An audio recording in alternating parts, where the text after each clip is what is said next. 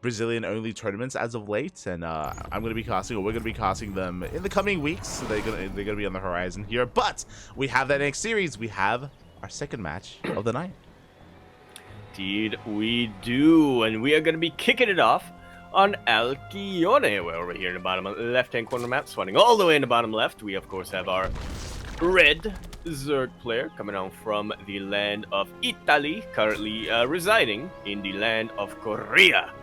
He is, of course, going to be representing Basilisk Gaming, repping that 2017 Cyril portrait. If my memory serves me correctly, it wasn't Reynor portrait, which is surprising. Reynor normally likes to, use have his own face on there, but he is using Yuna. I think it's Yuna anyway. Might not be. But then who else would it be if it wasn't Yuna? It's going to be something that we have to think about. We have, over here in the bottom left, once again, it is Reynor. And spawning in the top right-hand corner, we have the blue Protoss player representing Twisted Minds. It is Classic. Here we go. I remember I was curious as to whether or not Reynor had returned to South Korea after DreamHack Dallas, but we had confirmation, I think it was last week at the time, that yes, Reynor is still in Korea, at least a little bit longer. I think he's going to be staying at least until Home Story Cup. I think around then is when Reynor may be returning to Europe and returning to land of Italia back at home. So until then, still staying around. Yeah. Still sticking around. So we still get to view him, and we still get to cast and watch a lot of his games in the coming weeks. Oh yeah, always exciting stuff here. And again, Reynor has yet to really find too much success in the ESL Open Cup Asias. Has had some deep runs, has made it to the quarterfinals, semifinals, finals, but has yet to win one of these online weeklies. So we'll see if Reynor can find his stride post DreamHack as Classic stands in his way. Classic has been one of these players that typically does stand in his way and does, stop him from having that deep run. Yeah, a little bit of a gatekeeper, if you will. A little bit of a Gandalf, if you will. Is Reynor the Balrog? Is that what you're insinuating right now? You can't pass. To the shadows that is Europe. Oh my god. We'll see. We'll see if Classic is able to knock down that bridge and bring Reynor down with him. And have a epic off-screen battle that happens in a dream, but could have actually happened. Potentially, yeah. Might have happened. Is it really? Yeah. I guess we can still consider it to be off-screen, even though we're casting it. Yeah. There you go. It's happening off-screen somewhere, It's fine. Exactly. Yeah. There you go.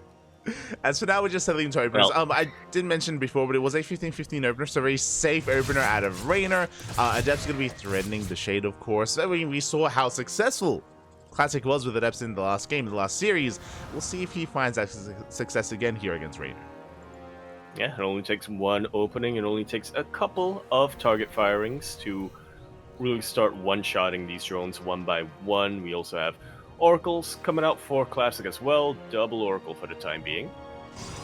As he will be skirting around, he will be looking for more damage. Yeah, we have the Oracles moving out across the map. Third base is being taken as we speak. Adepts did make it back home to get situated to defend that third base. And right now it's on Reynor to defend, to keep up with these Oracles and to maintain his base, to minimize losses. And so far, so good. There is going to be a drone here, but we do force that Gas Geyser. Reynor so far not losing anything. Yeah, not yet, Classic. He has to be a little bit careful here. Definitely it's always a very ballsy move, right? To just come in with your initial Oracle and then to, after that, split up both of your Oracles. But Classic actually finding a little bit of damage here. 4 drones go down, and he will be able to keep all of his Oracles alive for now. Yeah, very nicely done. The first Oracle did a great job of distracting Reynor. Then the second Oracle came in from behind. 5 worker kills. A very nice damage here by Classic, bearing in mind that he's able to just shuffle his Oracles around, and now moving back out with a fresh third Oracle. Indeed, he is. You don't normally see that too often. just having a flanking Oracle, just because the one-shot potential of having your 2 Oracles together is very, very valuable. I cannot believe that Oracle escapes, but it does. And here we go. Double Oracle coming in. Gets another 5 drones. Huge damage from Classic here, as a result of little bits of damage stacking up. Yeah, exactly. I mean, this time it wasn't the Adepts, so this time it was the Oracles here, as in total we've gotten 10 drone kills. Look at the unit slots tab here, very efficient out of Classic, not losing anything so far. And we can see that Reynor is matching up Lings, but Classic, he is ready back at home. Yeah, he is ready. He is warping in units, and honestly, these Oracles actually still have quite a bit of energy on them. And they're in position to defend. Yeah, they're in position to defend. We still have that one full energy and full HP Oracle across the map. These Lings won't find any damage. There is no shield battery, and Classic does enjoy doing this, where he cuts corners. He does delay shield battery production. Even now, that's another pylon on the way, but he gets away with it. He does have enough to defend. Indeed, he does. Who needs a shield battery when you can out DPS your opponents, right? True. Who needs a shield when you can just punch? I mean, that's like Hero and Classic's mantra right there. That's who needs to defend? Just punch harder. True. Just Exactly. That's very Korean Protoss. And for now, we are moving out here with a couple of Adepts. I believe this is just to clear up creep. There we go. The active tumors are under threat, but the Queens are keeping up, and we do force back the initial army here. One active tumor goes down, and we do not get surrounded. The Adepts will barely shade out. Like so. Very deep. They are very deep in the red, but they are alive, and that's all that really matters. They can still recharge their shields, and they can still be useful later down the line as Classic. We'll actually mine out this wall and take this forward. You don't see this too often from Protoss, but it does make a lot of sense. I do feel like this base is a bit more defensible compared to the other location. Oh yeah, there's a very defendable 4th base that leads into the gold, of course, as well, so Classic just looking secure. One Adept finally does go down. We can see the trades here. 1 Adept for an Overlord, 10 drones, and 13 Lings. Finally, Reynor is going to be bouncing back, and behind this, we're taking up. We're joining up to 4 base saturation and taking up into a Lurker Den and Hive. Yeah, Reynor, he was kept back for a while in this game, for quite a while in this game, thanks to all of that drone harass, but now he's been able to stabilize. He's been able to get in his groove, and yeah, like you said, he's getting ready to head into that final stage of Zerg. He is, as we're working towards the Hydra Lurker Viper, that kind of end game composition for Reynor. Meanwhile, Overseer dives into the main base of Classic, making sure there is no crazy Skytoss transition. Very important to keep an eye on the composition of choice as well, whether we're going double Rover Colossus or whether we're going to Storm. We can see, and now Reynor can as well, it is going to be Storm. There is no Bay back at home. No, there is not, but we're about to have a beacon. Yeah. So we will be getting eventually into that Skytoss transition. I mean, what's scary right now is that the Overseer just died. It was after the Overseer was killed, then we start the Skytoss, the Fleet Beacon. The Changeling does spot this, though. I just realized that we didn't leave it back home, so Reynor, he's aware. He is indeed. And he can start getting ready. He'll know not to turn too many of his Hydras into Lurkers, and ideally, eventually, work on a Spire of his own. Yeah, it's going to be one of two things. Either Reynor maxes out and tries to push before Skytoss begins. Again, the Changeling sees that Skytoss is coming, but it's not here yet. So there is a window. There's a window that Reynor can make use of, or we can use this to try to take the gold base, take another base, and take up into a Spire, work towards upgrades, and work towards Corruptors. Yeah, ordinarily knowing Reynor, I would assume he would prefer to do the former. I mean, he's already maxed out, so regardless, he's going to try to get something done here across the map. But he is teching up. He is getting a lot of spine crawls and whatnot. And spine crawlers are on the way. You can see the Lurkers leapfrogging forward as well. We do catch a couple of these Immortals. Nice pickoffs. Storm has arrived, but the Hydras, they're barely out of range on the right-hand side. We're getting to that mineral line, and the Immortals are taking a lot of hits. They are taking a lot of hits. The Hydra's going ham on the other side. High Templar can't quite get in position thanks to the zoning of all these Lurkers. A couple of warp ins here at the 4th base location will help Classic deal with the Hydras. But that is only the beginning of what he needs to get done here. Yeah, very nice splits here by Reynor. You've seen we've had like 4 or 5 storms so far, but every single time only a handful of Hydras are being affected by them, and Immortal goes down as well. We see Reynor gaining more and more ground here. The base is under fire. The base is about to go down. Yeah, there's no way it's gonna live. I say that as Classic comes in with a bit of a flank. Gets half the army supply though, and here comes the reinforcing Lings. GG is called, and Reynor gonna be able to smash Classic before Classic gets to his own final stage of tech. GG. GG, well played. Before the sky toss, before the carriers or anything in the air can really come into play, Reynor, he did go for the kill. And again, he had just a very, very tight execution there with that Ling Lurker Hydra Force, able to dive in, and Classic was not in position, was not ready for the push. If you remember, he had to recall Immortals as they were caught out on the map, and likewise, the Storms were a little bit delayed as well, as it took a little bit too long to actually get to the front lines and try to deal with the army of Reynor. Very nicely done. Yeah, very decisive here from Reynor. I mean, real good scouting with that Changeling. It took way too long for Classic to realize that, wait a minute, I haven't been warping in Zealots for a while. Why is there one in my base? But yeah, apart from that, or beyond that, also really, really good just killer instinct from Reynor to say, okay, I'm about to max out. I haven't quite hit my final form yet. I don't have all of my upgrades, but I'm maxed out, and I need to kill you sooner rather than later. So I'm gonna hit you in the middle of your transition, catch you with your pants down, and yeah, just take game number 1. GG. There it is. Yeah, we did take that first game, and now we are looking to dive into our second as our lobby is made, and game number 2 is going to be on Site Delta. Here we go, in a very standard map. Coming down the line, and speaking of standard maps, that's what we're on, Site Delta. Indeed. Anyway, over here in the bottom right-hand corner of the map, starting all the way in the bottom right, going for another 15 14 trick. Look, Zerg terminology. It's a 15 build. We have our red Zerg player coming out from the land of Italia, currently residing in the land of Korea.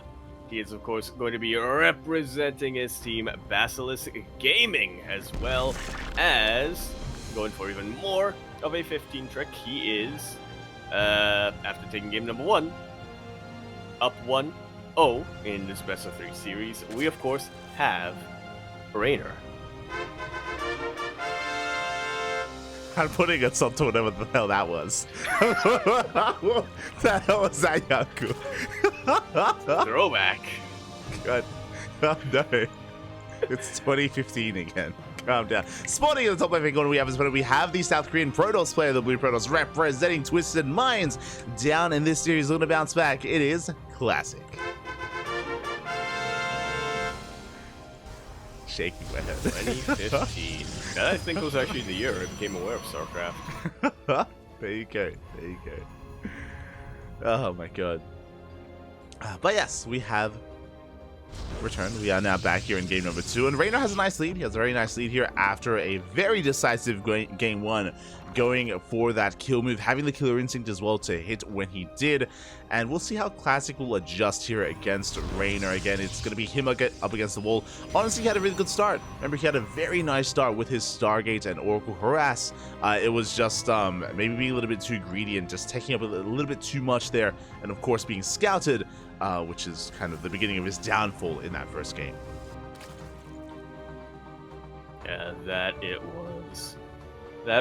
that's kind of the downside of Classic's playstyle, right? Of just cutting corners in order to tech up as quickly as possible. When you cut corners, you just you're just that much more vulnerable, right? When you're in the middle of your transition, and Reynor was well aware of that, was able to take him out, and So my eyes are now more on Classic to see how he adjusts in game number 2. Yeah, my eyes are definitely on Classic as well. As we can see him being a nuisance here, does delay the third base by a little bit with the pylon, but that's going to be a kill on the probe, so a bit of a give and take here, but the Adept is on the way. The goal here is to try to get on top of this drone in time. Can we deny it? It looks like we cannot.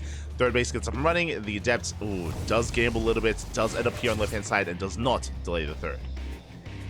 That it will not. Reynor not going to be too disrupted here when it comes to his economy. Yeah, not too disrupted. Forced to expand elsewhere, but at least expansion is thrown down in time. Classic shading out does confirm the location of the third base and does pull back. That did take a lot of damage though, so we have to be very careful. Once link speed kicks in, Reynor can shut this down. But again, link speed is actually a little bit later than normal here because of that 15-15 opener. Yeah, nice droning coming out here from Reynor. Doesn't lose a single one of them this time. And the probe! Just wanted to see what was going on. Oh yeah, a rallied probe here. I don't think that was quite intentional, but Classic bleeding one out. And again, a bit of a rougher start for Classic, bleeding out 2 probes, bleeding out an Adept as well. We are moving up with our Oracles, but now there's that much more onus to get damage done as the Oracle has yet to find a drone. Oh. Yeah, very quick on the draw to morph that. Very quick on the morph for Reynor. Very good positioning as well with his queens. That Oracle goes down, and Classic is really, really struggling here in game number 2. Yeah, exactly. That was a massive pick-off here. Classic bleeding out an Oracle, which is huge.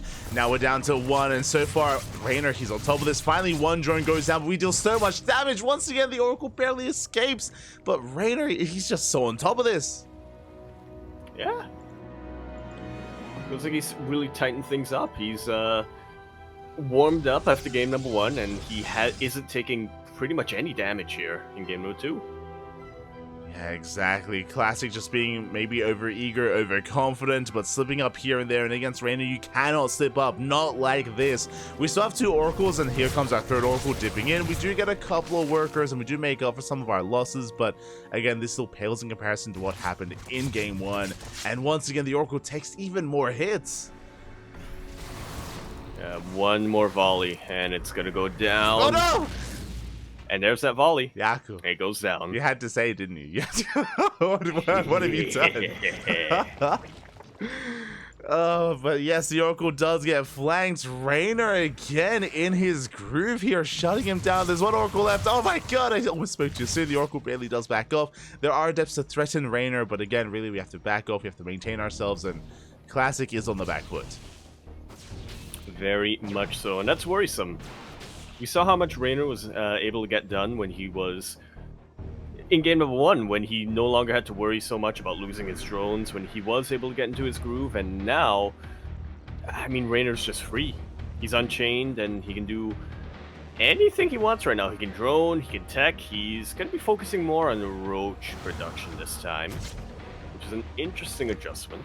Yeah, so instead of rushing into Hydras and rushing up into a Hive, we're working towards Ling, Roach, Ravager as we get us around. 1 Adept goes down. Ooh, the others do commit to the shade. We're headed for the mineral line. Roach is popping out just in time, and so far we haven't quite gotten many workers up.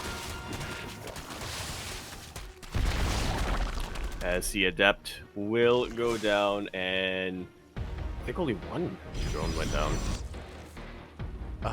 Yeah, if you look at the battle report, only 1 drone. 1 drone going down for 4 Adepts. That was not worth it here for Classic. And now Reynor, he responds with a 3-base all-in. Reynor, he's cutting worker production at 59. He has Drop Lords on the way. We have Lings towards the north. We have potentially Lings towards the south. Roach, Ravager right down the middle, and Queens are on the way as well. Yep. This is not good, to say the least here. Classic on half the army supply. I want to believe in a world where Classic is somehow able to snipe the Drop Lords before they can unload their cargo, but it's really tough to envision a way a way for Classic to hold this. Yeah, Lings, they come in from behind. They're going to surround one Immortal, gets shut down immediately. The other Immortal as well is exposed, and it's going to be focused down as well. Massive pickoffs here to start off this push, to start off the all-in. Queens have arrived, and there are a lot of Stalkers with good enough blink control. We could maybe try to hold on. Yeah, maybe. Classic has a decent concave. He's making full use of his choke points. Maybe trying to flank a couple of these Ravagers here and there. Reynor so quick with the transfuse though. Yeah, the transfuse are on point. Stalkers are being forced back. The Robo is depowered. Boys, they have to be pulled.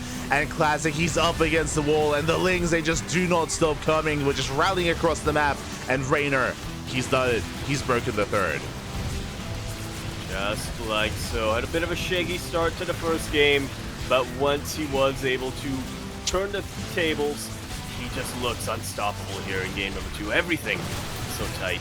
Oh yeah, everything just going the way of Reynor here. The Stalkers trying to hold on. Classic saying, "You shall not pass." But I mean, he did still fall down that bridge. You know, that still did happen.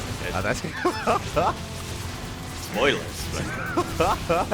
In this timeline, the Balrog wins instead. As the Queens are slowly waddling forward, the base itself under fire. Robo goes down. GG gets called as there's almost nothing left, and Reynor will take the series at 2-0.